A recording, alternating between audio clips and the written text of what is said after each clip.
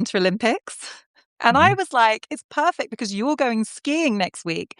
And what I wanted to talk about was the perceptible increase in Black participation in the Winter Olympics. So I was going to be like, Misan, you're the perfect example. Look at you, Black man on the ski slopes. And then you just told me that your family is going skiing and you are not. You can't take Nigerian man out of the village. Listen, my whole life when I used to see people come back, the ones that will climb mountain, and they'll come back with like two missing fingers, and they'll still be. So true. I'm like, what the fuck is wrong with these? You've just lost a toe. That's where I was just like, no, we're different. You know what? It's not just like downhill skiing. It's basically all life-threatening adrenaline sports that I've noticed Black people, especially Africans, are not enthusiastically participating. Skydiving, Why? gliding. Why? Like, Even balloon. I won't do balloon. Why? maybe life is precarious enough for us without Yes. adding My high ancestors possibility of suffered. death. I beg. We're all miracles. We are I miracles. have been skiing. When I was a teenager, I got really into snowboarding. And I have to say, I did enjoy watching the snowboarding. It's just crazy what they can do. Like, it's so gravity defying. And my favorite highlight has been Stella Jean's designs for the Haitian team. Did you see, Miss Anne? Yeah, I did, but wasn't there some controversy about them taking Louverture off, right? I So mean, Stella Jean, for anyone who doesn't know, is this incredible Haitian Italian designer. I adore her work. She's incredible. And she designed the Haitian national team's kit, which I think might be the first time Haiti's had an official delegation participating in the Winter Olympics. And initially, she wanted Toussaint Louverture, who is, of course, the iconic leader of the independence movement, the revolution in Haiti, which is the first ever genuine attempt to establish a constitutional democracy in the world. It's often forgotten. Haiti preceded France and the US's attempt to start a genuinely democratic constitutional republic that didn't exclude Black people. And she was told by the Olympic authorities that she couldn't have Toussaint Louverture on his horse because it counts as a political symbol. So, and I love this, she took him out but kept the horse. So everybody who sees that still feels the vibe that is the yeah. Haitian Hmm. Revolution we are celebrating. But it's insane. And all of these sporting bodies who claim that they're neutral while holding up the status quo and penalizing Blackness, expressions of Black freedom, like that's not neutrality. That is upholding whiteness. It drives me nuts. We see it in football. We see it in the World Cup and the Olympics. I don't know, Miss Anne. I don't know What? what else to say. Well, I think it's just a reminder that we're always um, the most feared in having the right to fully have self-determination. You can see it in all aspects of our culture. It is used and then usually stolen, repurposed, right, and then celebrated. And we're seeing it in many ways, even in how we express ourselves on the sports field. I've enjoyed the Winter Olympics, and it's been really, really good to see talented Black men and women on the slopes doing their thing. But I just hope that people recognize what they've been through to get to those positions, because it has not been an easy journey for them. And the story sometimes is more extraordinary than the actual win, which is making it. And sometimes if you're good enough, winning something. It's really important we get to tell our stories. It really is. I think it's changing. I mean, it's so interesting to see Africans participating in Winter Olympics. Of course, it's counterintuitive because we do not have a lot. We do have some snow-capped mountains on our continent, but most Africans are more on the Misan side of interpreting these kind of sports as the preserve of people from other continents. But the thing is, like every sport that Africans get into, we end up excelling at. So it makes complete sense that we would be getting onto those slopes as well. I personally love to see it. I'm here for it. I hope we continue. And I think it is. It's like the pipeline of people who 20 years ago started training at these sports are now starting to come through at Olympic levels. So it's only going to increase. So And of I'm course, just it's laughing. threatening. I shouldn't laugh, but I'm just laughing because the more Black people we're going to get on the slopes, we're going to start getting their parents invited, and I know my aunties. Okay, they just aren't going to do it. I mean, did you, even in the Super Bowl? Did you see the auntie that they interviewed? And like No. her son is in the Super Bowl. It's a big deal. Okay. It's And a it's, big oh deal, my yeah. God, what do you think? She's going, answer. I was just like, she was like, is it a big deal? Why now? I was like, they keep it so flipping real. I love it. Sorry. If you know, you know. My African on the slope story is that I persuaded my parents to take us skiing because all my school friends went skiing. I wanted to join in. Mm-hmm. So we proceeded to go on a ski trip, and my mum, I think, went to CNA. I don't, if anyone here is old enough to remember, like DNA, sure. VHF, Yeah. CNA, and bought this like winter ski coat, which said speed in like huge font on the back. And she then proceeded to be highly visible as the only Black person for like 1,000 kilometers around on the ski slopes in this huge snowplow the entire time, terrified for her life with like speed across her back. It was a very unforgettable moment in my childhood. Well, I'm pleased to say we have surpassed that level in ski talent. Okay, speaking of race and sport, we got to talk about Jim Ratcliffe. We have to talk about Jim Ratcliffe. Are you a football fan? I've never actually asked you this before. Do you support a team? um, I'm like always. There's also things that people don't really care much about that I'm good at. I was one of I would say a LeBron James level talent in for those that are listening, PES, Pro Evolution Soccer, which is the greatest football game. What? I don't even know what that is, Miss Anne. It used to be ISS, International Superstar Soccer. These are video games we're talking Uh, about. okay. Yeah, before I FIFA. thought I thought you were Um, dropping like a major exclusive that you oh were like a no, no, pro it's level. the hands. So yes, I I was very good at that, and that's about as much as I enjoy football. I don't really understand when I see grown men crying over such. But Careful, Miss Anne. You're going to no, alienate a lot of our followers. Careful. I just don't like. I get like if it's a Euros or World Cup, I will and the Afcon I loved because I love the community of it all. But I also think in many ways, sports at that level is a modern day Colosseum, right? It is what allows us to, and this is a different subject, but what allows. I mean, we had in the Epstein tapes a Barclays or a big bank CEO saying that we're too busy you know, screaming and entertaining ourselves to realize that we're basically being robbed blind. And I think it's really, really interesting looking at how sports works relative to what the business of sports is. So, in its purest form, boys and girls playing and competing, it's amazing. But the business of sports is completely wrapped by white supremacy, which actually takes us back to Mr. Jim Ratcliffe and just about every other owner of sports, especially in America, where over 50, 60, 70% of many of these sports are Black men and women. And if you look at the politics of their owners, and they are all immigration stories one way or another, it's really, really disconcerting. So going back to Jim Ratcliffe, the internet did not waste time. Did not everyone, Greenpeace, you name it, the memes came out.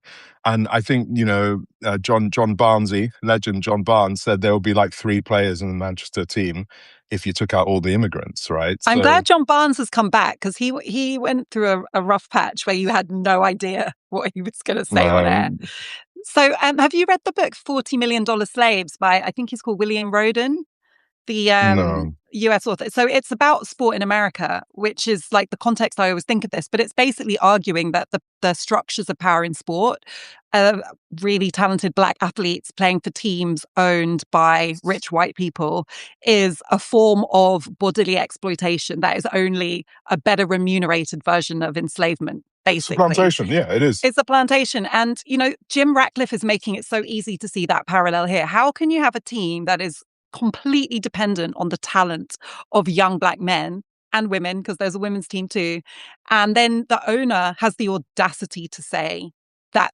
Britain is being colonized by immigrants? And there's just so much to what he said, like the language of colonization, completely erasing the reality that colonization is a terminology that refers to power. It's not about demographic change. He's referencing a system in which powerful European nations exploited and decimated African and Asian and other indigenous people to steal their land. That is not what is happening in Britain, and it's so offensive and Well, well, ignorant well. to You use that remember, language. my sister. He's a patriot, right? He's a patriot that lives in Monaco, There's right? that too. There's That that does too. not pay any tax. So what was the statistic? That he paid £0 tax in 2024, 2025, while immigrants who are colonizing his country pay 17 billion. £17 billion in tax. It's so interesting that these patriots rely on starving the country they apparently love so much of funds while cheering on the sidelines this narrative of native nationalism that would further cause the country to self-destruct. And it's so wild because in his team, this isn't even metaphorical. His team would literally self-destruct if you Literally. remove the people Yeah. descended from immigration. It's so And also dark, but I love it when these people expose themselves because they're thinking this, Miss Anne. Usually they're smart enough not to say yeah. it out loud. Well, the Man United brand, you can go to a village in Ghana or Lagos and you'll see a Man U t-shirt. The brand is loved and supported by children of empire. You know, it goes deep. And on the subject of patriots, I know we have a lot to talk about, but I cannot get my head around what is happening to a community that I feel very close to, which is the British Jewish community with people that call themselves patriots. Tommy Robinson has just written, if he wrote it, an article for the Jerusalem Post. I actually thought that was, I thought it was like AI Or or satire. No, when he he wrote, posted that. and the article, oh my God, the article is about him explaining how Epstein couldn't have any link to Israel. Tommy Rob, I mean, it's just so crazy. And I'm just 2 days ago, white supremacist in chief Nigel Farage was at Central Synagogue in London, you know, announcing the Reform Jewish Alliance with guests like Suella Braverman coming and all sorts of right-wing pundits. And I'm just thinking the man that allegedly in school said, gas them, and Hitler was right. I don't know if you can even say any more anti-Semitic words than that, is a man that's forming a union of this right-wing party with the Jewish community, who are almost all immigrants, if you look back, not even that far. What are we doing? I thought that protest that Jewish protesters held at that event was so powerful. There were so many Jewish people who essentially crashed the event, stood up one by one and talked about their grandparents who survived the Yes. Holocaust, who lived through the Nazis, Mm-hmm. and how this is the ultimate betrayal of their story and their legacy. And it's just so sad to watch some, and I have to believe it's like a small minority of Jewish people who are more interested in aligning with other native nationalist far right leaders than they are But about actual why? anti-Semitism. Why? Afua, help me understand this. I'm just scratching my head. These people, if you look at the neo-Nazi movement in Europe and the US, almost more than their hatred of brown and black people is their unfiltered anti-Semitism. Remember that video, Jews will not replace us. Just when Trump came up, right? Those white guys with the lanterns that went viral. That is it. That is the movement. What's going on? I can't pretend to understand that mindset, but this is what I think is going on. So if you take the phrase that so often I think symbolizes Jewish trauma around the Holocaust, never again, right? There are two different interpretations of never again. Never again, as I think most people understand it, is never again can we let humanity do this to other humans. Never again can we stand by and allow this to happen. Never again can we tolerate a group being persecuted and annihilated and traumatized in this way, right? That's like the understanding. There is a small but hardcore group of people who interpret that as never again will we not secure our protection in the way we specifically want it at any Mm. cost? It's not about never again for humanity. It's never again will Right. we not have things the way we design them. And that is, you can see how the perversion of that plays out. If you are willing to do deals with anti-Semites, with neo-Nazis Mm. to protect your interests, it's like you couldn't ask for a better example of what is morally bankrupt about that Well, way of interpreting that Afua, idea. I've never asked you this before, and maybe I should have. You know, you moved me so much early on after October 7th with the image and words of your grandfather, who is a Holocaust survivor, I believe. Um, has you know, the experience from his side of the family? I mean, have you seen? Because I'm always trying to understand, you know, the unresolved trauma of the people where such horrors happened and how that can manifest itself into something that actually isn't protecting them. Have you seen this closer to home for you? Yeah, I mean, it's really complex, and not just for Jewish people. You know, anyone, so many of us who've experienced war, um, ethnic cleansing, violence based on our identities in our ancestry. I think this is the kind of trauma it can manifest in many ways. I think many Jewish survivors, it manifested in silence. So my grandfather, he wasn't a Holocaust survivor. He was a Kindertransport. So he fled Okay, the tender Nazis, but transport. Yeah. he survived growing up under Nazi rule as a Jew in Berlin. Hmm. Hmm. And there was a silence and an inability to not only talk about it, but even connect fully with other Jewish trauma. It was like a Hmm. way, and you know, this is the early 20th century. This is not an era where people had therapy, talked Mm. about trauma, had a name for PTSD even. So I think there are many ways it manifests. And one of the things I think has happened is that the people who base their lives more on that experience can be suspicious of people who retreated. So there's this Mm. idea that, you know, people like my grandfather, whose response essentially to what he'd experienced was becoming a leftist because he experienced fascism. So it made complete sense for him to move towards the left, Hmm. to be completely committed to human rights, which he saw as a protection against that ever happening again, to have really humanist values about being anti-genocide, anti-violence based on ethnicity, anti-nationalism of any kind. Hmm. And so, you know, I grew up thinking that made total sense as a response to the kind of trauma he'd experienced.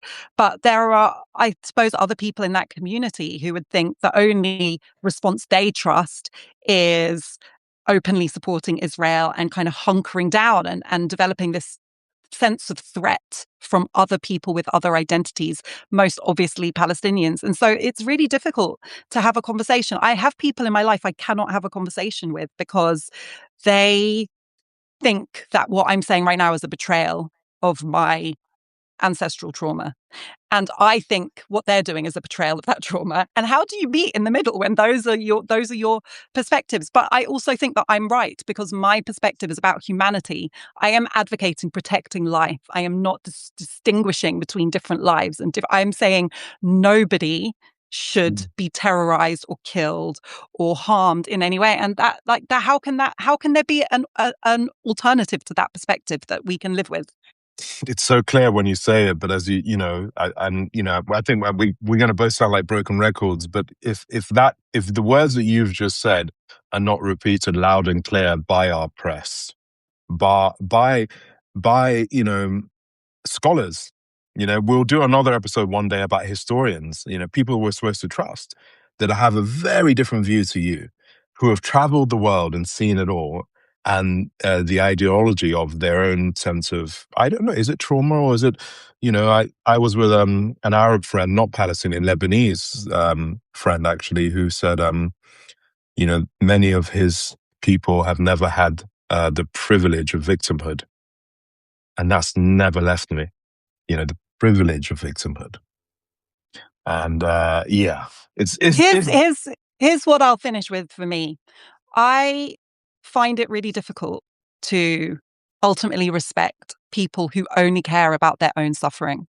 mm, So my grandfather could have adopted a mindset where he felt he had a monopoly on trauma, given what he and his yes. family and many of his close relatives did not survive the Holocaust, right? He could have had a mindset that he had a monopoly on trauma and it was all about protecting him and people Mm-hmm. like him. Mm-hmm. Instead, he took a mindset where he cared about protecting humanity. Yes. And I find it difficult as somebody who's worked, in human rights law, defending refugees, victims of war crimes, Mm-hmm. rape survivors. I find it hard to take seriously people who are only interested in themselves, who only care when they have experienced something or their community has experienced something. The Mm-hmm. people that I find myself in community with stand up for people who are very different from them. I'm not Muslim, but if I see Islamophobia, I'm unequivocal. If I see Yeah. anti-Semitism, I'm unequivocal. Yeah. Yeah. Yeah. Why is it okay to only care about your own persecution? And so that again is where I do think there are some objective facts here. Like, there's an equivalent. It's like people who never say anything about racism until they experience it. I know a lot of these people, Miss Anne, because when they finally experience a racist incident at work, which they inevitably will, they call me because they think Mm-hmm. I'm your anti-racism person. And I get these calls like every week, if not every day. And I'm like, when it wasn't about you, but other people were experiencing racism, where were you? Mm-hmm. When it wasn't you, but Muslims were being targeted under post 9/11 laws, where Mm-hmm. were you? And so Mm-hmm. while, yes, I care about the racism you're now experiencing, I don't really believe in you as somebody who is committed to this work. I just think you're someone who's protecting your own self-interest. And, I think that for me goes for everyone. There are so many Jewish people who have been there during apartheid, who were there during civil rights, who are there side by side with their Muslim brothers and sisters. Those people are my people. If you've Yeah. only woken up and discovered injustice because you think it's affecting you, Mm-hmm. you can get on that path. It's never too late. But I'm not listening to you until you've Yeah. earned it. Yeah. Sorry. Straight up.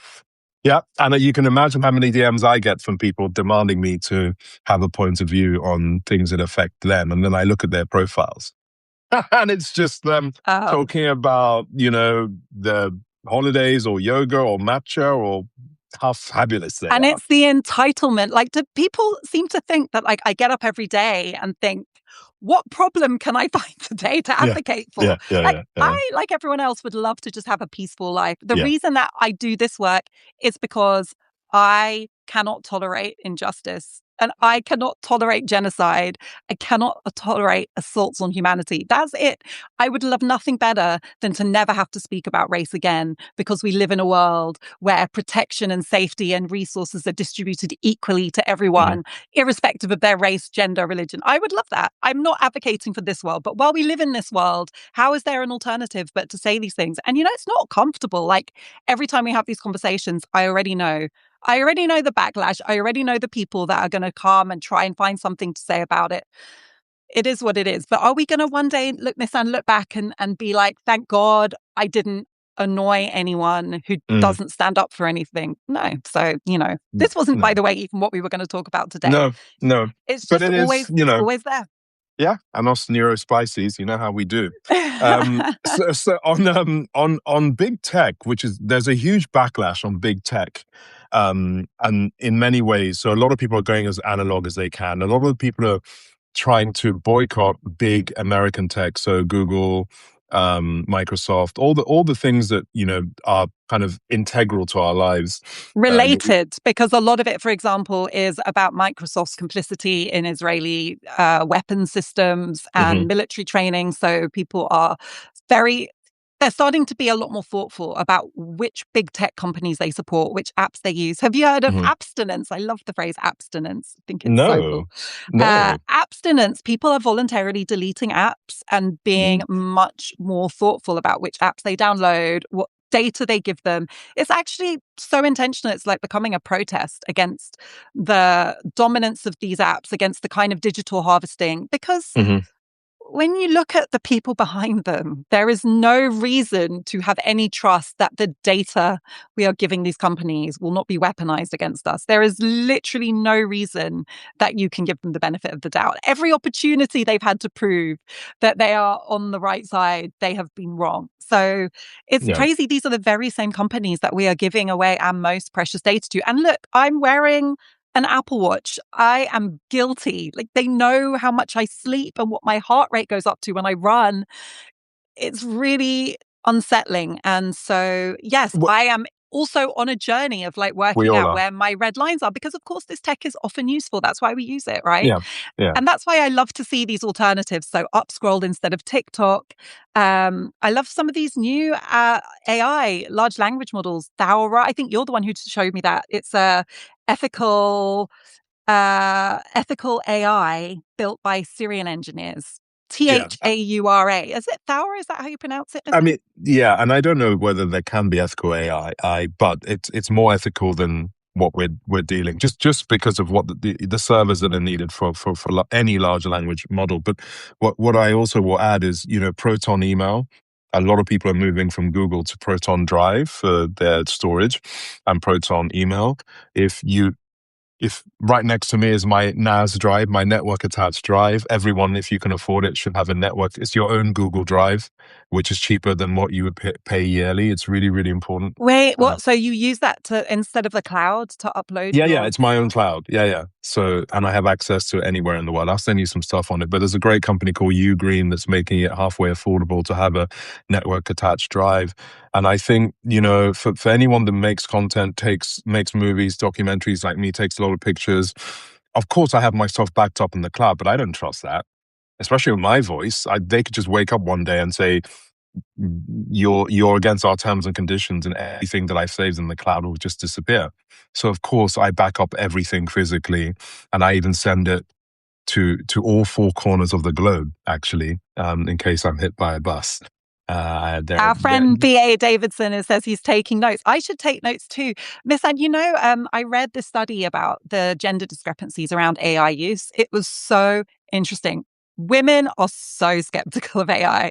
We don't like it. We don't trust it. We are late adopters. Men are by far the most hmm enthusiastic adopters. And actually, the biggest determinant of how willing you are to embrace AI is not race, class, or level of educational attainment. It's gender. Like, it's the hmm biggest factor about how, and it's not just like what you're actually doing, it's your mindset. Like, men are much more likely to see this as exciting opportunity, hmm while hmm women are more likely to feel threatened, to feel scared and very reticent. And I'm so curious. I relate to that. And I actually know a lot of couples where a woman is waking up every morning to her male partner enthusing about the latest thing that happened on Claude or whatever, or what he's been able to do with his large language models. And she's like alienated, doesn't understand what he's talking about, and also doesn't care, and also feels a sense of foreboding. hmm And I hate like simplistic gender stereotypes, obviously, but it's really resonating as quite an accurate one to me. Of course, there are exceptions. I use it, but I with like as little as possible, and with also a deep sense of skepticism and fear. Well, there's a big difference between AI and machine learning. I think we all have machine learning in our lives, from maps and search engines. With AI, you got to ask yourself, what do you really need it for? And I've really don't use it. In fact, the only AI side of my life is, and I'm not even sure it's AI because I think it's actually machine learning, is some of the grammar checks that I do with my dyslexia. But everything else, I do the old school way. And I do my voice notes to help me with the storytelling that I do. And I haven't found a great use of AI to make my life any more, the fidelity of my life any better. This You've got is your notebook. my Yes, yes, diary. yes. I write everything. I mean, I'm a writer, but I just love it. I scribble my Yeah, notes. I can make diagrams. I can yeah. like look at it. I hate digital calendars. I find them so, I don't know. They're You're just gonna hate me not. because I use the Remarkable. Oh, Do you know what's a the remarkable? Remarkable? Mm-mm. It's e-ink, and with a pen, and it's just, there's no So apps, there's no distractions. Yeah. And you there you just, go. like a Kindle, but a notepad, and it's really, really useful as well. Okay, I mean, what you I don't love, know is that I have, while you were talking, promised everyone who's joined this call that you're going to make a list of all the things you yeah, recommend. I'm a We tech, want like, the tech geek, neurospicy, I Misan am worldview, super, I'm your guy. analog adjacent list. Yes, look, I'm burning all my DVDs that I own, right, into huge hard drives. And then I've got created my own sort of Netflix at home, because I'm like, why do I need to pay to not own anything. I've got all of the classics, right? It's all there, Ah. proper choices, me. And you know how cheap things are. If you want to, look how much Ex Machina is, right? Secondhand. Wow. Wow. Look at that price for Wow. for a Where are you getting masterpiece. these? Well, computer exchange, secondhand. You can't beat computer exchange. It's incredible, This you is know? not an endorsement. We Yeah. are not getting Remains of the paid. Day. We are not getting paid. Extraordinary film. Oh, yes. Extraordinary film. We could do a whole movie section. Anyway, we have lots to talk about. Have you watched that film? It was produced by the Obamas and it has Mahershala Ali and is Julia Roberts in it? It's like, the one with the Teslas pile up and the ship Yes, crashes. yes. Yeah, I saw that. Yeah. It's like there's like a kind of tech crash apocalypse, and Mm-hmm, it mm-hmm, ends with this young woman, like this girl, basically like finding a bunker that has. Oh yeah, she's trying to finish Friends. She's trying to finish Friends, and then the tech apocalypse happens, so she can't stream. But then she finds this library with yeah. everything on DVD, and she's so happy. I was like, Yeah. that's a metaphor for many That's things. that's me. Yeah, and I've got offline all sorts of offline things. I'm pseudo zombie apocalypse already, so that's I won't show you some of the kit I have Right. here. I'm gonna dig into what that means another day, Misan. Um, but the Ring camera is really important. So there was a Super Bowl advert during there's and it showed the Ring camera helping communities find dogs by talking to every other Ring camera together. And, we are not foolish enough to not realize that that is a surveillance state that we're talking about, is beyond Orwellian. And I think many people start digging into the technology that Ring has and Flock, which in America at least is working with Ring, and that is working with Planeteer.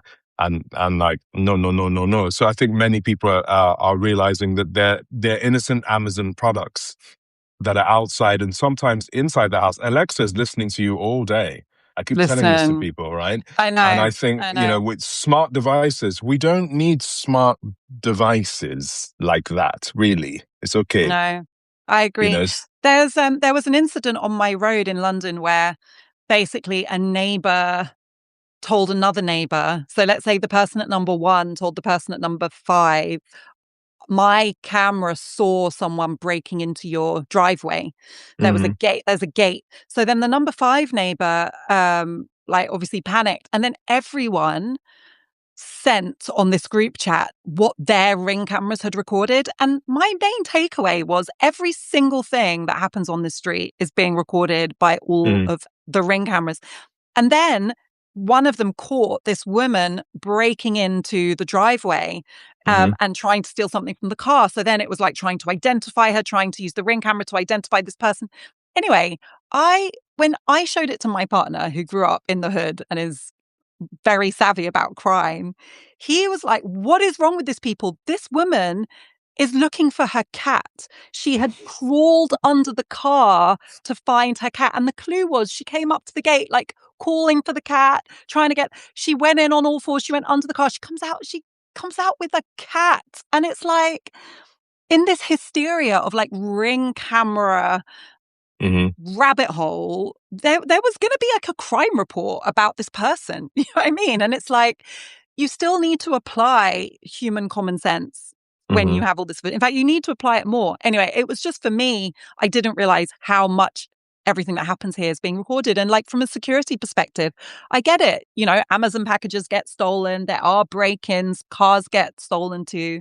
But it's like, have we ever stopped and thought, like, this is the benefit? We can have a slightly better chance at solving crime. Because, by the way, none of those actual crimes I've just mentioned have ever been solved. And the cost is that we lose complete privacy and we're giving all of our data, all of our movements to these companies that we actually know very little about. Because I've never really looked into Ring. Like, who has? Anyway, nobody ever sat down and did the cost benefit analysis. We all just like get swept up. It's the same with Alexa. It's the same with ChatGPT. Nobody sits down and gives you like, here are the scenarios. This is where we'll end up as a society if we embrace this tech. And I'm not saying we shouldn't embrace the tech. I'm just saying, where is the thoughtful cost benefit analysis, the actual strategizing about where it will lead us? We just get swept up with it. And I just think it's really dark. It's bad habits, old habits die hard. It's also The Yeah, but reality these are is new habits, Miss Anne. They're new but habits. they're not that new to us. This is the thing about how long we've had some of this technology in our lives. It's been longer than people realize. You know, so like, do you think of the Apple infrastructure that you and I both live in? It's been with us for a long time. You know, I just think about, you know, what would I do? I don't remember when I last used a PC infrastructure. I think I No. must have been using an Apple device for 20 years now. It's Yeah, I really was probably hard at to, university with like yeah. my first HP laptop. So it's you know, and it's old habits die really, really hard. And then the Bezos of it all, at the same time of his, you know, ring looking into all of our lives, he's just let go of some of the most important parts of what it means to actually have a functioning media company, the Washington Post. You know, it's fired all of the foreign photographers and journalists. He's fired half the. I mean, it's crazy. So he's destroying, you know, the very bastion of what truth is left in America, whilst we are being, you know, our data is being farmed by him, and then, you know, we are now having to look at him and his wife as if he is sort of James Bond and whatever, you know, at the Met Ball. Just put all those pieces together. It's just wild. And it's You know, so actually also the small things like it's not new for newspapers to be closed down. When I was at The Guardian, I can't count the number of times we had these like rounds of redundancy that decimated the paper. We lost whole sections and teams. And it's, you know, it's because you people, including us, like we don't buy newspapers anymore. We want free content. We are losing trust in journalism in some cases for some pretty valid reasons, losing trust in the big legacy media organizations. I'm also losing trust in many of them.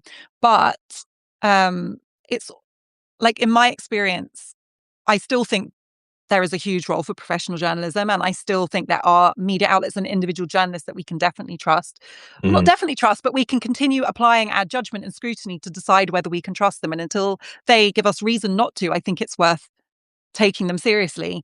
But the way that Bezos and his team fired people at the Post, like people who'd been putting their lives on the line in mhm. foreign reporting roles for years, in some cases decades, not even making personal phone calls, let alone in-person meetings, sending these emails like you will come in and collect your possessions at this time, like just the inhumanity of it. And it says something about these people who run these companies and how they think and what they value. There's literally no humanity, and there's definitely no love and appreciation for journalism. You do not become a journalist to get rich or famous, guys. You Mm, become a journalist because you care about uncovering facts. Like, that is my experience of journalists. I teach yeah. journalism. The young people who come and take my classes could do other things that would give them a much easier and better remunerated life. They want to be journalists because they believe in telling stories and doing it properly and understanding what's happening in the world. And the people who are running these organizations don't give a fuck. They don't give a fuck. They've never come close to the work. They don't understand what it entails, the cost, the sacrifice, the hardship. And so to just dismiss people Mm, as if they're like bots on the Amazon warehouse floor. It's so gross. And I think we should all be worried whether or not you care about journalism, because yeah, it yeah, speaks to I the agree. values of the companies that are now controlling more and more of our lives. Yeah. No, I mean, we are waking up though. I mean, I think that the fact that we're speaking in this way, you and we don't work, we're not deep inside any kind of tech unicorns. We're not employed by, you know, but we can see what's coming. It's really, really important. There's something happening in real time, Afua, that, you know, we didn't say we'd discuss, but I'll bring it up because it's beginning to go all over the internet. The Berlinale is on right now, the film festival in Germany, and they just had a press conference with the legendary filmmaker Wim Wenders and other people, important people in the film industry. And somebody asked, you know, that the Berlinale for a long time has been very vocal about injustice. There's been a huge supporter of Iran and Ukraine, but it's never publicly supported Palestine. And it's a really awkward press conference. I watched a video just before we went on, and the Wim Wenders basically says that we have to stay out of politics, that films Oh my God. aren't for politics. And it's really shameful because there are many quotes by the same man for saying that the only thing films are is politics. And then other people were trying to awkwardly talk their way out of saying that we're trying to reach everyone. And it's amazing how people, and I love it when press conferences like this happen, when you ask to your face. Because, you know, if you and I were in that press conference, I'll be like, oh, I've been waiting for this question. You know what I'm saying? That's what I want to be asked. But we're watching, you know, sort of legends, stalwarts within the medium of the moving image now tiptoe around the very essence of filmmaking. How can you ever say that filmmaking is not political? It's just the craziest Just thing. the privilege and audacity of someone who thinks that there's no politics in film. That is a person who has had a smooth path to telling the kind of stories they want to tell and having the luxury of feeling like they're neutral. It's a lot actually like the editors at big media outlets who Mm-hmm. talk about objectivity because in their mind, what they think is normal, objective, and neutral, and anyone Mm-hmm. who deviates from it is not. It's exactly the same. It's like the guys at the Olympics saying that Toussaint Louverture is a political symbol because they have no idea what it's like to come from Haiti and make it to the Winter Olympics. Like that is Mm-hmm. not a political and politicized experience. It's just peak caucasity and it's so irritating. But film, it's like a different level because imagine a world where film is not political. Like that is so hilarious to me. Every time we talk about film, it's because of its politics. Film could not be more political. And not only is the content of films political, but what films get made, who's in them, what's in them and what's left out is one of the most politicized experiences I've ever had as a professional person. It's it's really, really wild that anyone could take such a comment seriously. Well, it's great. It's great that this has happened. Pep Guardiola, I mean, you know, the football coaching legends, they told him that he should shut up, right? Because he's been vocal recently. And, you know, your good friend, Mr. Gary Lineker, he's been told, how dare you? How dare you have an opinion on anything? You know, it's very, very interesting. And some other hot tea that's happening right now is Uncle Edward Enninful came out guns firing. Did you see what? Did you see So what what happened? happened? What happened? So British, I don't know what I mean. I don't know if they didn't speak to him, but British Vogue did Oh, I did see, I did a see photo shoot, and I was actually shots shocked. were fired. He came in hard, and he's like, "Excuse me, the first what?" So British Vogue had, do you know her name? A model of South Let Asian me check. heritage on the Yes, cover. yes, yes. And they posted on Instagram that this was like the first time that a brown woman had had a solo cover. And Edward Enninful, former editor of Vogue, first black editor of Vogue, first black man editor, first many things. He fired some shots at that. Yeah, He was like, "No, yeah. we're not going to erase the previous brown women who have already been single covers at Vogue." I mean, It's super weird how they didn't like. I don't even understand how they would say that. The only I thing I don't can either. think of is that they she's a model, not an actress, but still, I mean, you know, it's yeah. Anyway, You clearly he can't just wasn't be happy. casually throwing like misleading facts like that Hmm. about something as politicized as diversity on Vogue covers, which has never not Yes. been a problem. Like you would think they would be a little bit careful in making claims in that space. That No. I want to come back to the Biennale because Berlin is actually even more wild to say that film is not political in Berlin at a time when there is such a crackdown on free speech in Mm. Berlin. And actually, I wanted to tell you a story because I'm obviously like unequivocally in favor of free speech and protest. But one of the things that's happening is this kind of like preemptive arrest of people, but I do have one experience of like preemptive arrest that I feel a bit ambivalent about. So I'm just going to tell you because I just think it's like a nuance. So basically, when I was the legal correspondent at The Guardian, Hmm. there was this really renegade police constable in Scotland. He was like head of a big police force in Scotland. And he noticed that there was a massive spike in incidents of domestic violence during key football matches Hmm. or just after, because men were going to the pub, getting drunk. If their team Hmm. lost, they were then getting angry and then they were coming home and beating up their wife or girlfriend. Oh my God. And so basically, he had this bright idea of going round and arresting these men who had previous for those kind of domestic violence incidences before the football match, making them watch the football match in detention, keeping them overnight, and then like not letting them go home until basically the football match was over. They'd cooled down. And guess Where is what? this?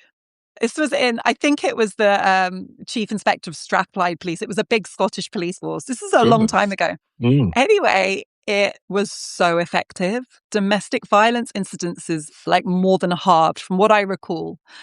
And it was like I got the story and I was so ambivalent about it because, on the one hand, it is such a violation of basic human rights principles to preemptively arrest people. Like, it's actually in the Human Rights Act and in all international human rights conventions, the rule against retroactivity and against preemptive Of course. criminalization.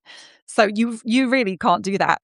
But it worked, Miss Anne. It protected girls and women from violence. So anyway, I just say that because whenever I see stories about preemptive policing, I'm like, there's just this one little caveat that I don't know. It has a role to play in violence against women and girls, but Well, it's not okay, and it's not okay in arresting people for protesting against genocide and violence, especially in Palestine, which is what's been happening. And actually, like, we should talk about what's happening in Germany and Australia. But, the UK is one of the worst countries at the moment for arresting and imprisoning activists for planning protest that haven't yeah. even happened yet. That's what they did to the Just Stop Oil Hmm. protesters.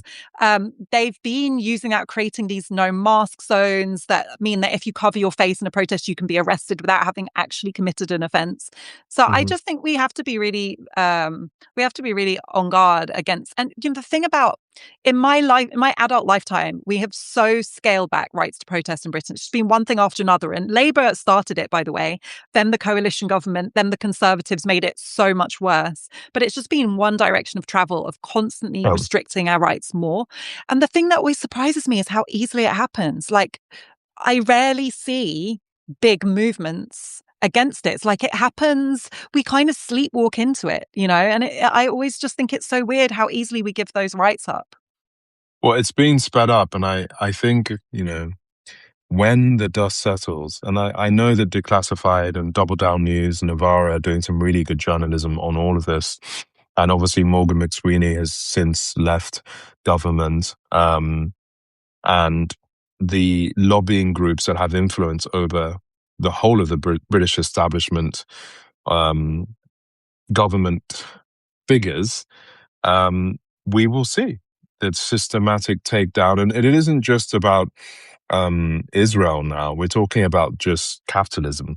Albert Systems makes a lot of money. War in general makes a lot of money, both for people that sell weapons, but also if you look at the Murdoch empire, any kind of report you'll see on them is that, they admit times, they made a huge amount of money during Iraq. It was a very profitable time for their business. War is profit. And anyone that tries to dissent or make it clear that all of these groups are working together, they will get stamped down or out. And I think of the hunger strikers. I think of, how can you be held on remand for 2 years? It's unbelievable what's going on. And It's tomorrow is a huge completely. day. 10 a.m. tomorrow, the Royal Courts of Justice, 10 a.m. And we're going to find out, because if it's thrown out, I think it could be the house of cards that really breaks what's left of any kind of belief in the structures that are supposed to be protecting us. Because Mandelson is damaged. Mandelson is the biggest crisis we've had since the perfume affair, and I think it's even worse. It goes all the way up to the royal family. We're finding out more things every day. There are more resignations happening every day. Our jury system is something that isn't perfect, but we should be very proud of. They threw out 6 cases, literally threw out. They're like, the jury saw it. And you've got people that I know personally, like David Lammy, that is saying that God, did you see he said that God said that, are you trying to get rid of juries? We will not be a democracy. What the fuck is going on? I have been saying for the longest time, and I'm going to say it again, The legal system, and especially the criminal justice system, and including the court system, has been starved of resources for the last 15 to 20 years, to the point that it's at collapse. And the thing is, every time we have cut funding for courts and trials and criminal justice, lawyers and court officials working in the system have said this cannot work. We cannot have trials. We cannot process cases. We cannot deliver justice if you keep cutting budgets further. I started to say the way that they're cutting these budgets to the extent that the system doesn't work, it's like they're deliberately driving it to breaking point so that they can start saying, we wish we could keep having juries, but look, there's a backlog of 3,000. We have to do something. We would love to keep having human trials, but the backlog is so bad, we might have to start introducing AI. This is what they're doing. I see the play. They broke it, and then they're going to say, sadly, it's broken. We're going to have to do away with this and do away with that. And, it's so hard, Miss Sam, because nobody wants to champion spending public money on courts. People would rather, very understandably, champion spending it on benefits for vulnerable people, spending it on schools. It's really difficult to make people care about starving the legal system, starving defense lawyers and pro bono and legal aid work, making people work pro bono instead, getting rid of canteens in courtrooms so that you can't get food or drink when you're in court all day. I know that's not the sexiest thing, but the reality is that when you break the system so that there's a backlog that's completely unmanageable, you end up giving away our rights to juries who we know make higher quality decisions than single judges can, especially when they're from a narrow demographic background. So it's another thing that just look at the background of judges in this country. It is Oxbridge, Eton, Winchester, Harrow. It's extraordinary. I've just found the Telegraph headline of our friend. So it says, Lammy, my Christian faith shows me it's right to curb jury trials. Give me strength. My Christian faith. I'm reading it verbatim, and I'm just like, and when I see next to that headline someone that looks just like me, someone that's had a very similar lived experience to me, but he has 3,000 times more power than me, and this is what he's doing with his power. I don't know about that, Miss Anne. I don't know how much power David Lammy has. It feels like he is no, Afua. A stooge. Look at the rooms he's in. He does what he's told. When David Lammy has been in government, however many years over his whole career, do you know how many times he's ever voted in Parliament, even as an MP, since he got elected from Bernie Grant's seat in Tottenham? Do you know how many times David Lammy, who represents Tottenham, one of the most diverse constituencies in the country, how many times he has voted against his party in government? How many? 0. War in Iraq, austerity, everything that the Labour Party has done in power that has been bad for Black people, for people who care about justice and human rights and equality. He has never voted against government policy, ever, ever, ever. He does what he's told. So yes. Not once? Not once. Not one single time. Not once. So I would just say, I'm not being dismissive of the allegation, which is valid. He is in a position that has the potential for power. Is he exercising power, or has he allowed himself to become a vehicle that puts a Black face on the delivery of policy by overwhelmingly white governments? That's what and that is what we should hold him accountable for, in my opinion. And as we all know, the political life is fleeting. And he's relatively young, and there will be a time when he will be not in those corridors. And yes, maybe he'll be in the House of Lords, and maybe he'll write a book. But he will have to look us and himself in the mirror and ask him whether the sum of all of this was worth it, looking at a country that under his watch has ripped itself apart. Hey, I love your answer. that noise there, you can write 10 books. It was heavy. I was blown back, self. It's heavy, though. It's heavy. It's heavy. And the funny thing is, I look at a lot of podcasts that have people that don't have our lived experience, and they, you know how that exchange you and I just have, they just can't, they don't ever speak that way.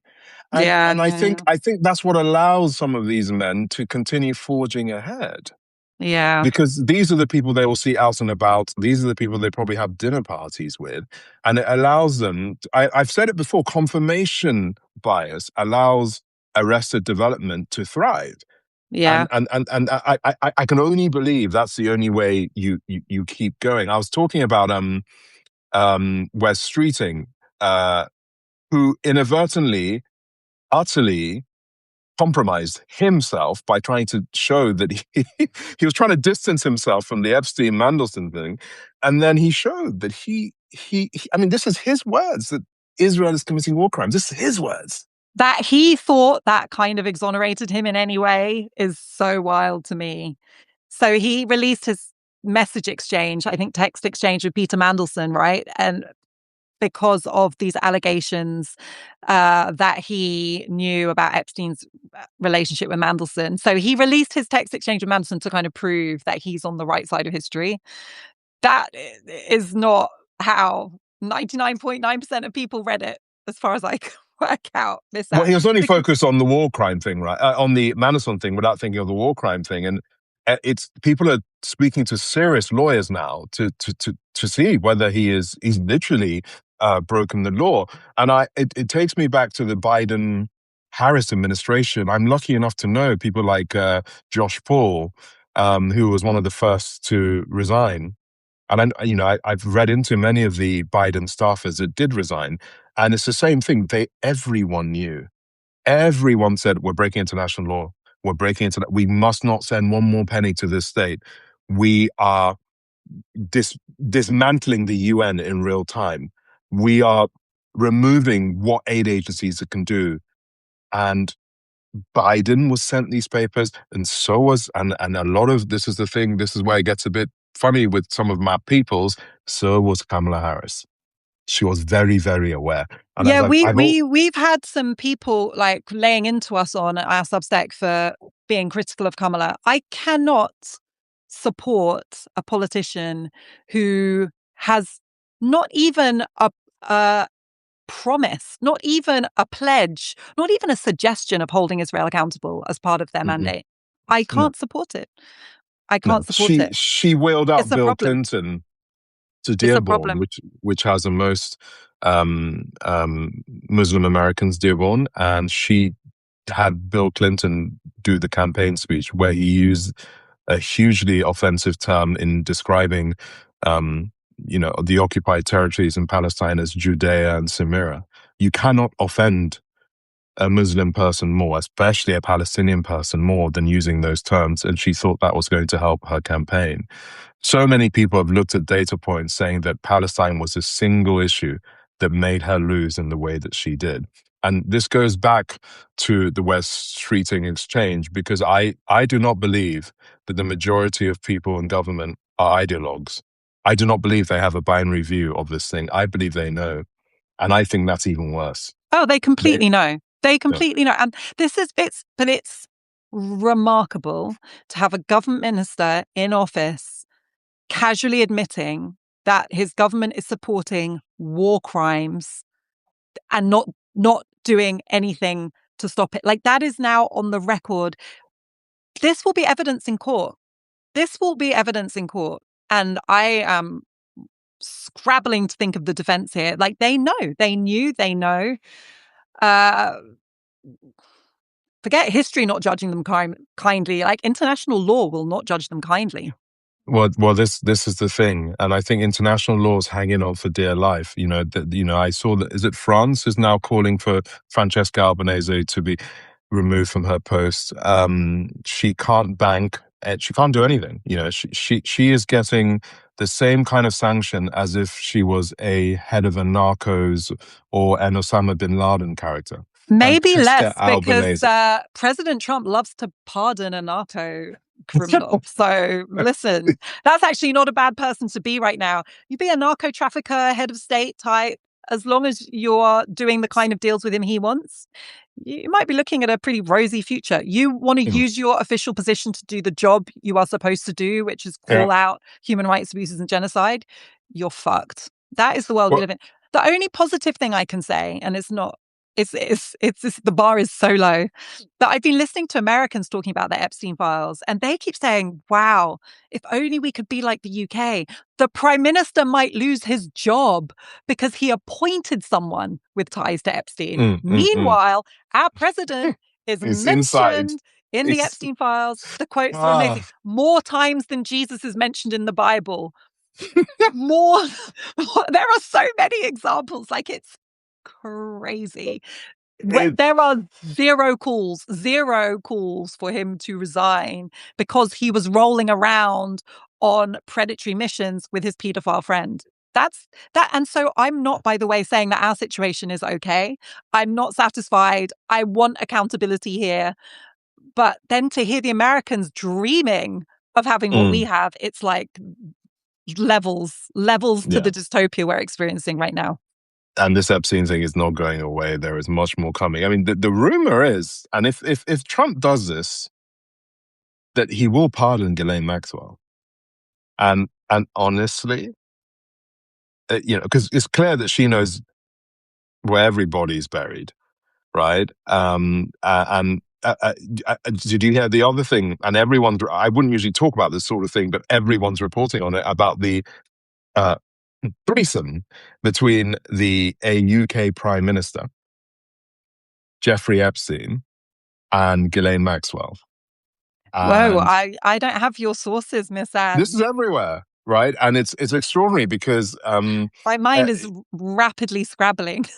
well, I'm going through there like is, a visual yeah, well, Rolodex trying to work yeah, out well, how that alignment could work. I yeah. Well, you can decide make who it it is. go, It's make it pretty go obvious away, who it would be, especially make it go away. because of long-term Oh, ties. Yeah, yeah. oh. It's ridiculous. If 10% of anything that's coming out is true, we're fucked, right? And I think it's a lot more than 10%. But the one thing I wanted to say, I know we're running over, but something happened to me, and I think we need to recognize the trauma that we are all. Yeah, I'm in a semi-constant state of mourning, and um, I think I'm mourning many things. The old me, all right, the old me that used to believe, CNN, BBC, or MSNBC worked. Mm. The old me that thought that we had people that were looking out for us that we could look up to. But I'm also in mourning because I cannot abide children Mm. going through the things that I'm seeing. And I posted a picture 2 days ago, and it was of a boy. It's an old picture. I think it's from 2012. And it's an extraordinary image, and he's blindfolded and he's kind of looking up, terrified. He's I saw 14, that. I saw and that that with that the the Israelis yeah, had arrested him. 12 IDF soldiers. And I think the combination, and then I put on The Nature of Daylight, that song by Max Richter, one of the most powerful songs ever created.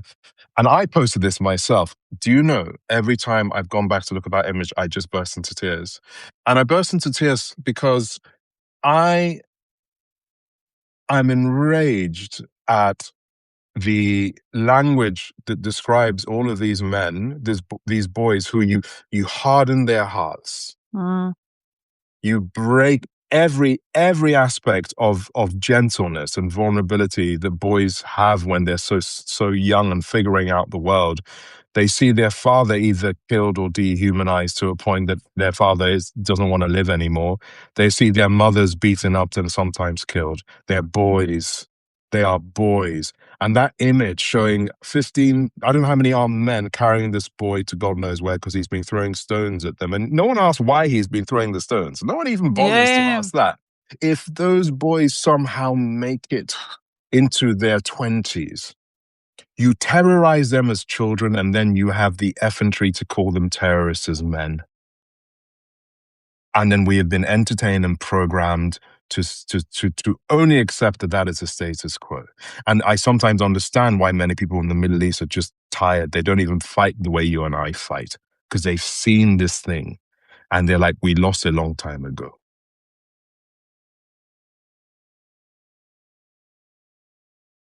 I just will add as well, like, it's, if you compare it to racism, like how bad white supremacy has been for white people, the way that the soldiers in the IDF are also young people who are Hmm. being brutalized and broken and trained for a life of callous violence.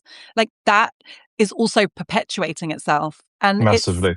you're brutalizing like entire populations so that they continue this cycle of violence, destructive violence. It's just horrible. I mean, you posted, Miss Anne, something I will never unsee. It was like a Saturday morning gym class in Israel where these girls with their Mm. ponytails were Burn, kind burn the of village. Yeah. chanting burn, burn the Palestinians, like just casually while they were doing their exercise. And you just think, like, what has been done to these young people to make them embrace hate? Like, what has been corrupted and stolen from their humanity? It's so dark. But I'm not saying these things are equivalent, though, because the trauma of what Palestinians are going through and watching their entire world be destroyed. I mean, there was a story this week about how uh, Palestinians were incinerated so that there was no trace. I mean, you Mm. just can't. You can't read a story like that and then just go on with your day. It's No. beyond. That's what I'm saying. It's mourning. We are in a state of mourning, and it's made me so my reach has exploded in the last 2 years, and in a very unique way, because when I meet people that know who I am, it isn't, oh, Miss Anne, I love your work. It's usually a hug, and we kind of hold each other enough to give each other a little bit of our own humanity. It can be a glance on the tube. I've had hijabi women sat across wearing hijab, and they recognize me, and we look at each other with watery eyes until whatever stop, and we know what that conversation is. This thing, we're never going to be the same, but we're also never going to forget. Dana Bash, chief political correspondent from CNN, who's reporting, is That's amongst the not the name worst. I was expecting to hear No, no, next up no, after it's a those great beautiful example. stories of humanity. It's a great example because she keeps getting heckled everywhere she goes. One thing went viral 2 or 3 days ago, and it was she had a face mask on, but she looked to maybe be Arab, I think, and she's screaming at Dana Bash. But what's so moving is that halfway through she goes, "Look at me." And when someone says "look at me" in the way she, like, I felt every single sinew of this young Mm. woman's pain.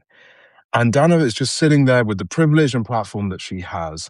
And she was principal in the narrative that every or the majority of students in America were terrorists, right? And they should be treated in a way that, violent people are. And so many of but again, many of the leaders of the Jewish solidarity and encampment movement are amazing Jewish people. Sorry, not the student movement were young Jewish people.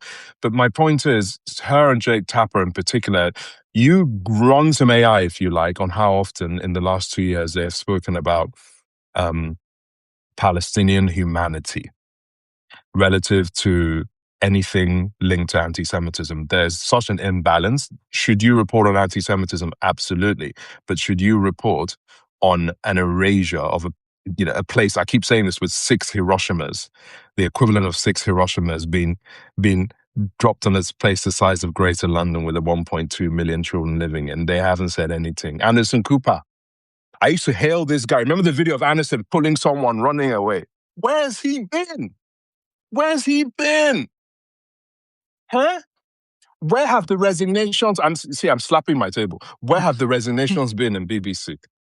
All of you should have resigned. All of you. Empty news desk saying it's enough. Yes, you will have a statue of George Oswell or Orwell outside the BBC, and you feel proud as you go to your coffee. Truth must never be a needle in a haystack, and if you amplify that, then you yourself will be haunted by the ghosts of these children. Let's not play around. It's too much. Sorry. You woke me up, Afua. Sorry. I don't know how we got onto the BBC and CNN right when we were finishing. That was a mistake. Run it through the AI, but use an ethical brown Mm. person started and funded AI. those are my closing words of advice. Miss Anne, thank No, you. wait, before we even close, Nick Robinson, Amol Rajan, big shows they had. Why were we not hearing the way I keep asking you, Alpha, because you've been in this game longer than me. Why weren't they just speaking truth to power? I always thought they would in a show that big. I remember seeing Gary Lineker's interview with Amol, and I almost collapsed. I was like, dude, here's a man of color speaking to a white man, Gary Lineker. And Gary's like, yeah, but I don't like seeing babies killed. And he was looking at Gary like he was an alien. How have we got to this inverse, crazy place? You see this face? See how I'm not saying anything? I'm not. You know, like that expression that sometimes if you don't have anything good to say, you should say nothing at all. I have nothing to But these say. are BBC swords, trained. That's why, Miss Anne, why, who do you think gets rewarded? Who do you think gets promoted? Who do you think gets given their own show? Who do you think gets given the opportunity? Are you seeing like young hijabi women getting given those opportunities? Are you seeing people who are relentlessly authentic in expressing their values get those opportunities? You can answer the question for yourself. And my final question is, why do you think I left? Mm-hmm. Yeah, we got to keep building. We just got to keep building. Even though, Substack, if you're hearing us, can you stop with the Nazi stuff? I beg. Yeah, obviously my algorithm is not feeding it to me, but I saw No, you but what post the about it. hell? Yeah, that's not okay. Please, that's not okay. Please. We Thank just you for came here. listening, everyone. We just got here. Thank you. Just got here. Nice to see you. See you next week. All right. Bye. Miss Anne, give everyone your spicy analog list, yeah? Or analog I'll do one. adjacent. I'll do a Substack on it.